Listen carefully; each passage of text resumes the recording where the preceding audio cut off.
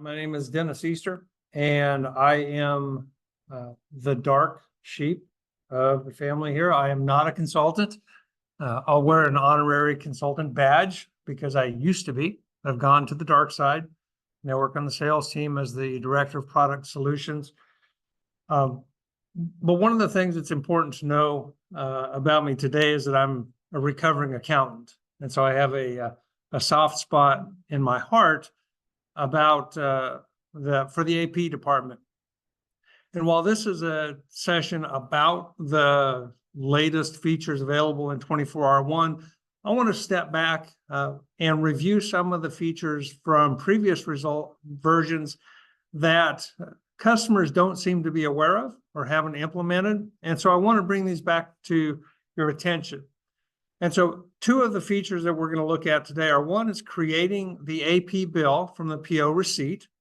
And this is a way for the system to help with the three-way match.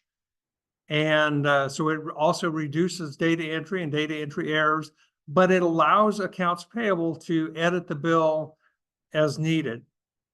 And the second one is accounts payable document recognition. And this is going to show the ability to take a PDF file that you may receive as an invoice in and convert it to an AP bill. And it's a beginning step in Acumatica's investment in artificial intelligence and machine learning. And we'll take a look at that as we get into the transaction itself. And so first of all, what we're going to do is to look at the PO receipt to AP bill. And so in this, on the PO receipt screen, there is, and has been for a while, a checkbox for create bill. And what this does is takes the information from the PO receipt and creates an AP bill. And so if you think of the three-way match, it's taking the received quantity times the PO cost and creating the AP bill for the three-way match. So I've already created the receipt, but I am going to put in a placeholder here of what the PO that I'm receiving is. And this is something that's going to help accounts payable know that as they receive the invoice from the vendor, that they can go ahead and review it and take a look at the reconciliation.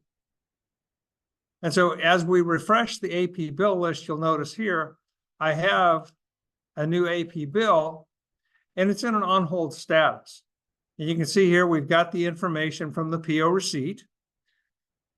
But as we look at the AP bill that came in, maybe it's an email attachment, the vendor has added $10 in shipping and handling. So we need to update the AP bill to accommodate this. Since it's in an on-hold status, this is where you can come in and add the $10 shipping and handling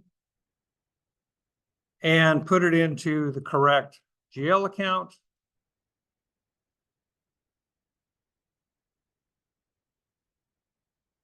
And release the invoice. So here's an example where we hired the technology to manage some of the non-value add part of the process. The second thing that we want to look at is in accounts payable in the workspace, there's an option called incoming documents. Now, this is something that unless you've gone into the enable feature screen, you're not going to see. And so this may be one of the reasons where people haven't been using it. But in the incoming document screen, it's a way for you to take a PDF file that may come in, again, as an email attachment, and drag it over onto the screen. And it's going to use technology to take the invoice information out of the PDF file and create an AP bill. So let's take a look. I drug a PDF file from our vendor Banifyd. I'm going to go ahead and check the box and click recognize. So for those of you that don't know, anytime that the system generates a PDF file, it's actually giving inside the PDF file a miniature database where you have field names and field values And so it makes it easy to extract the data. If we take a look at this, now that you can see it's recognized the vendor banified, and let's take a look at what it found. So here, it's gone through the PDF file. Notice it's found the invoice date. But here for the invoice number, it actually included the pound sign. And so part of the machine learning that Acumatica has built into this, it allows you to find a field and map it. And notice how it's updated the vendor reference field.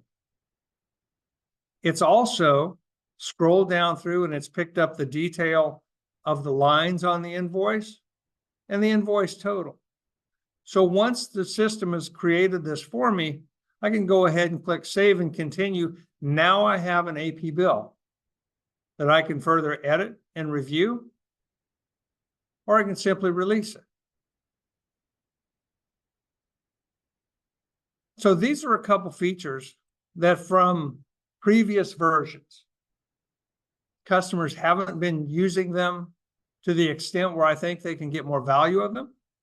And so it's a way to, again, I'll say it again, hire the technology to take some of the non-value add process out of your staff's hand. So if you have any questions, ask your favorite consultant, ask anyone at Algorithm, and we'll tell you more about it.